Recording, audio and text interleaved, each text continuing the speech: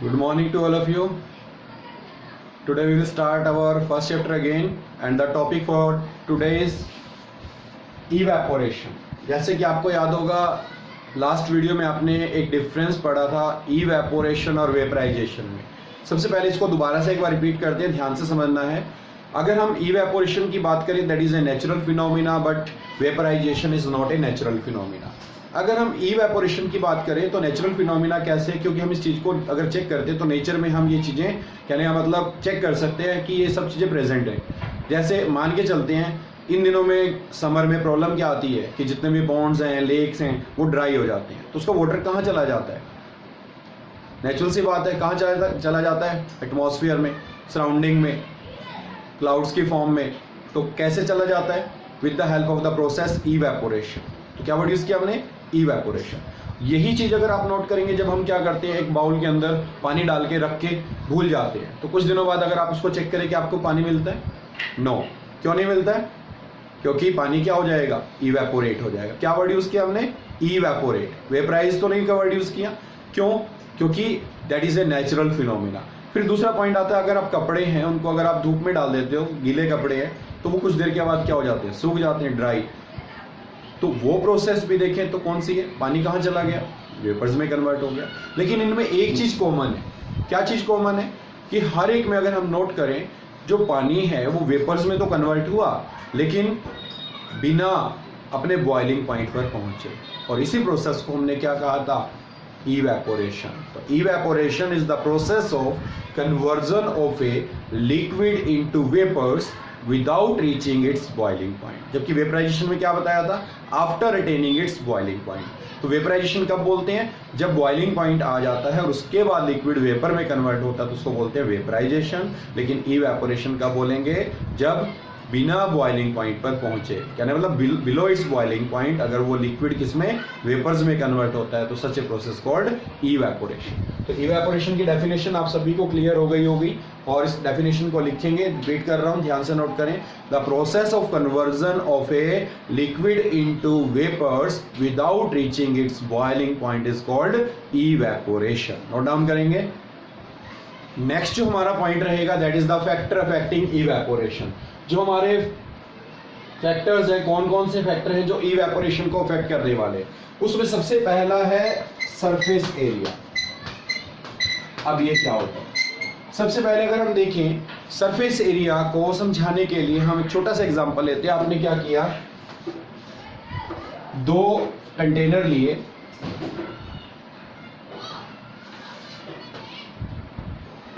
इस टाइप के, एक ये है और दूसरा ये है.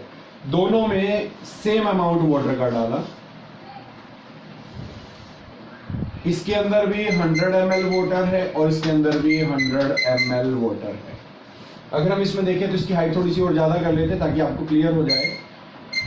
तो इसमें भी 100 ml वाटर है, उसमें भी 100 ml वाटर है. दोनों को आपने क्या किया? एक आपके रूम में कॉर्नर था, उसको वहां पर रख दिया. तो क्या नोट करेंगे? अगर आप कुछ टाइम के बाद या कुछ आवर्स या कुछ डेज के बाद चेक करें तो क्या नोट करेंगे? वहां पर वाटर के अमाउंट में क्या मिलेगा? आपको कुछ चेंजेस मिलेंगे. और नोट करेंगे कि जब बाउल इन दोनों में से सबसे पहले खाली कौन सा होगा, तो हम नोट करेंगे ये वाला बाउल सबसे पहले खाली होगा. क्यों होगा? इसके पीछे रीजन क्या है? बिकॉज दोनों केसेस में इवेपोरेशन हो रहा है, लेकिन इवेपोरेशन डिपेंड करता है सरफेस एरिया के ऊपर. तो more will be the surface area, more will be the evaporation. तो इसका मतलब सरफेस एरिया जो है हमारा डायरेक्टली प्रोपोर्शनल है इवेपोरेशन के. तो डायरेक्टली प्रोपोर्शनल समझते हैं, अगर हम एक चीज को बढ़ाएंगे तो दूसरी चीज भी बढ़ेगी. तो इसका मतलब जितना हम सरफेस एरिया बढ़ाएंगे उतना ही वो प्रोसेस बढ़ेगी. तो इसका मतलब मोर will be the surface area, more will be the evaporation. और यही रीजन है जो हम इस पर बेस्ड क्वेश्चन की बात करें तो जो क्वेश्चन आएंगे वो कैसे आते हैं. सबसे पहले अगर आपसे पूछा जाए, अगर आपको जल्दी है तो आप क्या करते हो? कपड़े अगर आपके गीले हैं तो क्या करोगे? आप उनको क्या करोगे? धूप में डाल दोगे. और धूप में अगर हम डालते हैं तो क्या होता है? अगर ऐसे तो नहीं डालते, उसको क्या करते हैं? फैला के डालते हैं. अगर आप ऐसे को इकट्ठा करके डाल देंगे तो कपड़ा जल्दी सूखेगा नहीं, तो हम उसको क्या करते हैं? फैलाते हैं. फैलाने का मतलब what we are doing, we are increasing its surface area. जितना आप सरफेस एरिया बढ़ाएंगे, कपड़े को जितना खुला डालेंगे, तो उसका क्या होगा, सरफेस एरिया इंक्रीज होगा। सरफेस एरिया इंक्रीज होगा तो कपड़े, मैंने भी बताया था किससे आपके ड्राई होते हैं, with the process of evaporation. आपको जल्दी है तो आप क्या करेंगे, उस कपड़े को क्या करेंगे, धूप में डालेंगे। और ये भी हम नेक्स्ट पॉइंट में बताने वाले हैं। अभी आपको जो मेन ध्यान देना है कि हम उसको फैला के डालेंगे। फैलाने का मतलब मोर will be the surface area, more will be the evaporation. तो इवेपोरेशन जल्दी होगा तो कपड़ा आपका जल्दी सूख जाएगा। तो पहला फैक्टर सभी को क्लियर हो गया। दूसरा, अगर हम बात करें सरफेस एरिया के अलावा विंड स्पीड, उससे पहले हम टेम्परेचर लेंगे।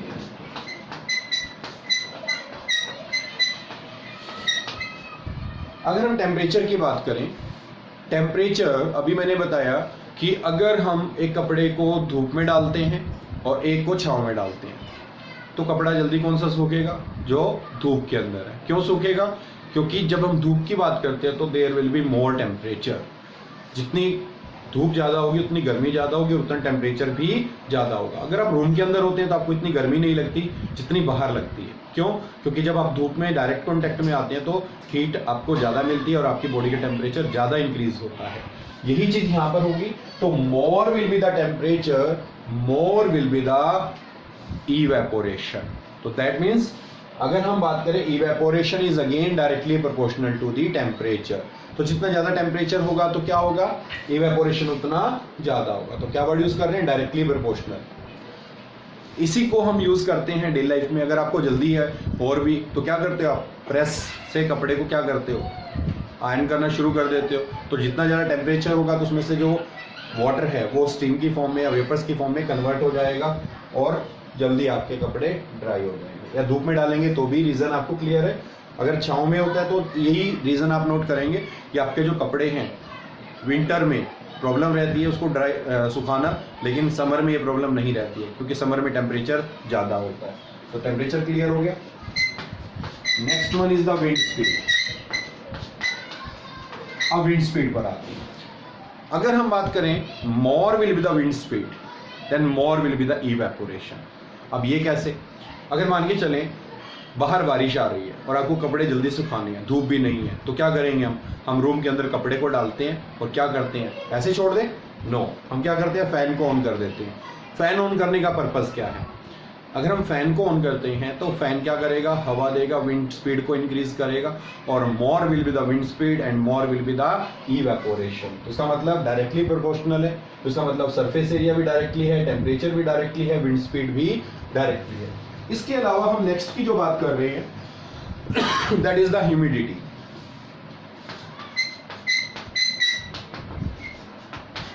अब ये क्या होती है, ह्यूमिडिटी का मतलब है the amount of the water vapour present in the air. Already जो भी वाटर का अमाउंट प्रेजेंट है किसके अंदर, एयर के अंदर, तो वो क्या करेगा, क्या कहलाएगा, ह्यूमिडिटी। अगर ह्यूमिडिटी मान के चलते हैं ऑलरेडी ज़्यादा है तो क्या होगा, तो जो हमारा वाटर है वो इवेपोरेट होके कहाँ जाएगा, सराउंडिंग में जाएगा। अगर सराउंडिंग में स्पेस नहीं होगा तो जाने के लिए जगह नहीं मिलेगी। तो इसका मतलब यहाँ पर अगर हम ह्यूमिडिटी की बात करें तो more will be the humidity, laser will be the evaporation. तो इवेपोरेशन के चांसेस कम हो जाते हैं। इस पर बेस्ड क्वेश्चन भी आता है, कई बार आपने देखा होगा जिस दिन ह्यूमिडिटी ज़्यादा होती है तो आपको गर्मी भी ज़्यादा लगती है। क्यों, क्योंकि आपकी बॉडी के ऊपर जो स्वेट आता है वो इवेपोरेट नहीं हो पाता है। जब वो इवेपोरेट ही नहीं होगा तो क्या लगेगा, आपको गर्मी महसूस होगी। तो यही रीज़न है, ह्यूमिडिटी भी एक फैक्टर है। तो ह्यूमिडिटी के क्या कहेंगे हम, evaporation is inversely proportional to humidity. तो जिस दिन ह्यूमिडिटी ज़्यादा होती है उस दिन कपड़े आसानी से नहीं सूखते हैं। इस पॉइंट को नोट डाउन करेंगे, नोट डाउन करेंगे सभी। इसके अलावा आपकी बुक में जो पॉइंट है वो शायद दिया भी है कुछ बुक में, कुछ में नहीं दिया हुआ है, हम इसको बता देते हैं। It depends on the nature of the substance, nature of substance. जो इवेपोरेशन है वो नेचर पर भी डिपेंड करता है। डिफरेंट सब्सटेंसेस में जो इवेपोरेशन होता है वो डिफरेंट होता है, डिपेंड्स ऑन द नेचर। जैसे कि अगर हम मान के चलते हैं इसी एक्टिविटी को करते हैं, अब की बार हम सेम ले लेते हैं। मान के चलते हैं हमने ये लिया सेम कंटेनर, दोनों के अंदर सेम अमाउंट लिया। इसके अंदर 100 ml वाटर है और इसके अंदर 100 ml अल्कोहल है। दोनों को अगर हम क्या करें, ओपन में रखें, देन व्हाट हैपन्स, तो आप नोट करेंगे सभी कंडीशन सेम मिल रही है, सरफेस एरिया भी सेम है, टेम्परेचर भी सेम है, विंड स्पीड भी सेम है, ह्यूमिडिटी भी सेम है, लेकिन this factor is the different one. तो ये फैक्टर अगर हम चेक करें तो नेचर अलग अलग है, तो एक वाटर है, दूसरा एल्कोहल है। तो आपने अभी जब बॉइलिंग पॉइंट की प्रॉपर्टीज पढ़ी थी तो वहां पर हमने बताया था कि वाटर के अंदर जो इंटरमोलिकुलर फोर्सेस हैं वो ज्यादा होती हैं एज कंपेयर टू एल्कोहल। तो इसका मतलब जो एल्कोहल है उसके अंदर इंटरमोलिकुलर फोर्सेस वीक हैं, तो उसके वेपर्स में कन्वर्ट होने के चांसेस ज्यादा होंगे। तो इसका मतलब ये जो लिक्विड है हमारा ये जल्दी क्या होगा, फॉर एग्जाम्पल दोनों का अमाउंट स्टार्टिंग में तो इक्वल था, लेकिन आप नोट करेंगे कि इसका एल्कोहल का जो अमाउंट है वो जल्दी डिक्रीज होगा एज कंपेयर टू वाटर। कम तो दोनों का होगा लेकिन इसका ज्यादा कम होगा। क्यों होगा, उसके पीछे रीजन क्या है, it depends on the nature of the substance. तो इसका मतलब अल्कोहल के केस में रेट ऑफ इवेपोरेशन क्या होगा, ज्यादा होगा। अभी हम इसमें एप्लीकेशन भी करने वाले हैं, जो इवेपोरेशन है वो कहाँ कहाँ डेली लाइफ में यूज होता है और उसकी क्या क्या एडवांटेजेस हैं वो भी हम करने वाले हैं। अब इसको नोट डाउन करेंगे। ऐसे अगर हम इसको यहाँ पर एक और पॉइंट लेते हैं, तीसरा और ले लेते हैं, फॉर एग्जाम्पल कंपेरिजन कर रहे हैं। अब की बार आपने इसमें लिया 100 ml पेट्रोल, अगर तीनों को ओपन में रखें तो क्या नोट करेंगे, तो सबसे पहले कौन होगा इवेपोरेट, इसमें कौन होना चाहिए, दैट इज द पेट्रोल। आपने देखा होगा पेट्रोल जैसे ही हम उसको, कहने का मतलब जो इसमें पेट्रोल होता है टैंकी के अंदर, उस ढक्कन को ओपन करते हैं तो वाटर जो पेट्रोल है वो क्या होता है, इवेपोरेट होना शुरू हो जाता है। तो इसलिए हम उसको क्या करते हैं, साथ के साथ बंद करते हैं। जबकि अल्कोहल में चांसेस कम है, वाटर में तो सबसे कम है।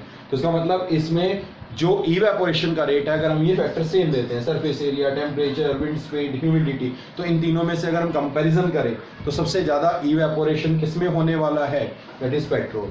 और it depends on it's boiling point और इंटरमोलिकुलर फोर्सेस, जो मैं ऑलरेडी आपको बता चुका हूँ। इस पॉइंट को नोट डाउन करेंगे सभी।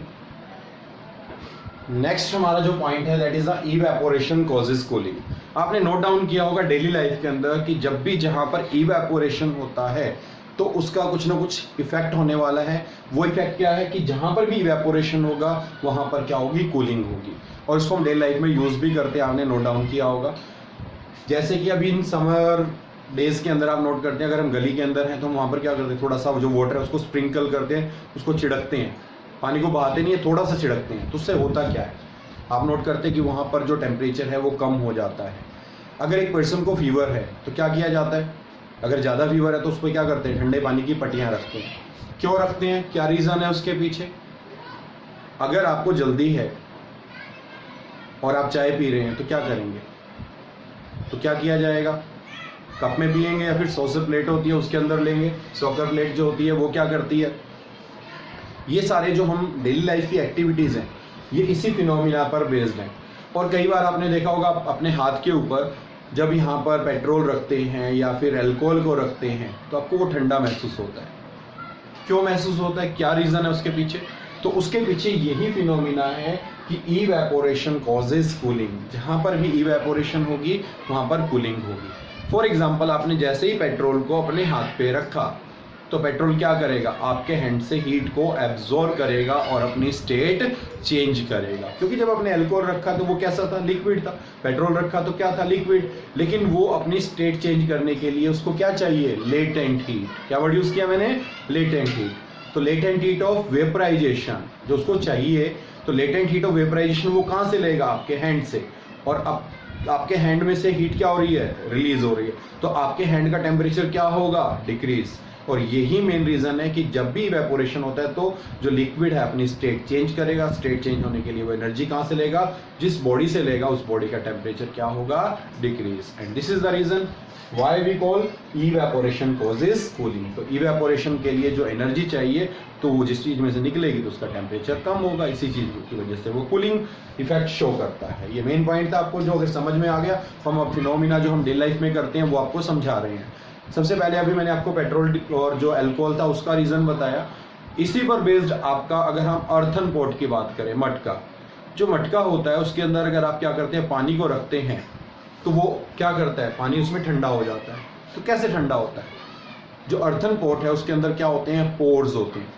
उन पोर्स में से जब वाटर बाहर आता है, जो पोर्स है उसमें से वाटर बाहर आएगा, बाहर आने के बाद वो क्या करेगा, एनर्जी लेगा, किससे? सराउंडिंग से या अर्थन पॉट से लेगा, और किस में? अपनी जो लिक्विड स्टेट है उससे वो गैसियस स्टेट में या वेपर स्टेट में कन्वर्ट होगा, और कन्वर्ट होने के लिए क्या करेगा? एनर्जी लेगा। एनर्जी कहाँ से लेगा? वाटर से लेगा या अर्थन पॉट से लेगा। तो अर्थन पॉट का टेम्परेचर क्या होगा? डिक्रीज हो जाएगा, तो उसके अंदर जो पानी है उसका टेम्परेचर भी डिक्रीज हो जाएगा। और यही चीज़ आप नोट भी करते हैं, डेली लाइफ में हम इन चीज़ों को देखते हैं। तो जितना ज़्यादा हम सरफेस एरिया बढ़ा देंगे तो इवेपोरेशन का रेट भी बढ़ जाता है, और इवेपोरेशन जितनी ज़्यादा होगी कूलिंग भी उतनी ही ज़्यादा होगी। इसी पर बेस्ड एक क्वेश्चन आता है, जो आपका कूलर है वो कैसे काम करता है?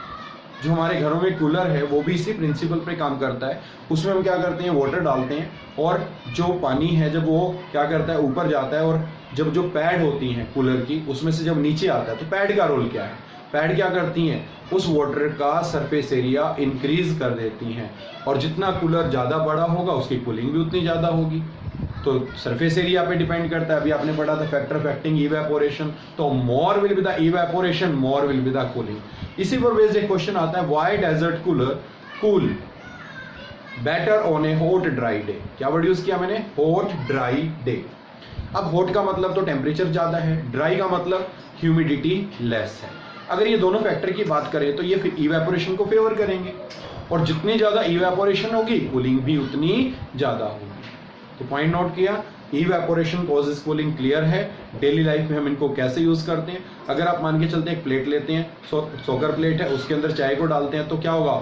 सरफेस एरिया इंक्रीज होगा, सरफेस एरिया इंक्रीज होगा तो इवेपोरेशन फास्ट होगा, इवेपोरेशन फास्ट होगा तो उससे कूलिंग भी फास्ट होगी। तो जो चाय है वो जल्दी ठंडी हो जाएगी, और जल्दी ठंडी होगी तो हम उसको जल्दी पी सकते हैं। तो these are the some daily life applications where we use evaporation and evaporation causes cooling. जो अर्थन पॉट वाला क्वेश्चन है या डेजर्ट कूलर वाला है, ये आपने अच्छे से नोट डाउन करना है। और इसी पर बेस्ड आपको एक और पॉइंट बताते हैं कि जब पर्सन को फीवर होता है तो वो क्या करता है? ठंडे पानी की पट्टियाँ रखते हैं, तो क्या होता है? जब वो बॉडी हमारी है वो क्या करती है? टेम्परेचर किसको दे देती है? उस ठंडे पानी को, और क्या होता है? वो वाटर इवेपोरेट होता है, और आपके जो हेड का टेम्परेचर है वो डिक्रीज हो जाता है due to again the main phenomena that is evaporation causes cooling. These are some applications. और इसी पर बेस्ड अगर आपसे एक और पूछा जाए कि अगर समर होती है तो आप कौन से कपड़े को पहनना प्रेफर करेंगे, कॉटन क्लॉथ्स या फिर सिंथेटिक? तो answer will be cotton cloth. Cotton cloth क्या करता है? आपकी बॉडी में से जो भी स्वेट आता है उसको क्या करता है? एब्जॉर्ब करता है, और जब वो स्वेट क्या होगा? पूरे एरिया में स्प्रेड होगा तो सरफेस एरिया बढ़ेगा, जिससे कि उसकी इवेपोरेशन के चांसेस बढ़ेंगे। इसीलिए कॉटन क्लॉथ डालने पर आपको गर्मी कम महसूस होती है, और सिंथेटिक अगर डालते हैं तो गर्मी ज़्यादा लगती है, क्योंकि इवेपोरेशन उसमें पॉसिबल नहीं है, क्योंकि वो क्या करता है? स्वेट को एब्जॉर्ब नहीं करता है। तो ये हमारी एप्लीकेशन थी जो आपने नोट डाउन करनी है। नोट डाउन करेंगे सभी।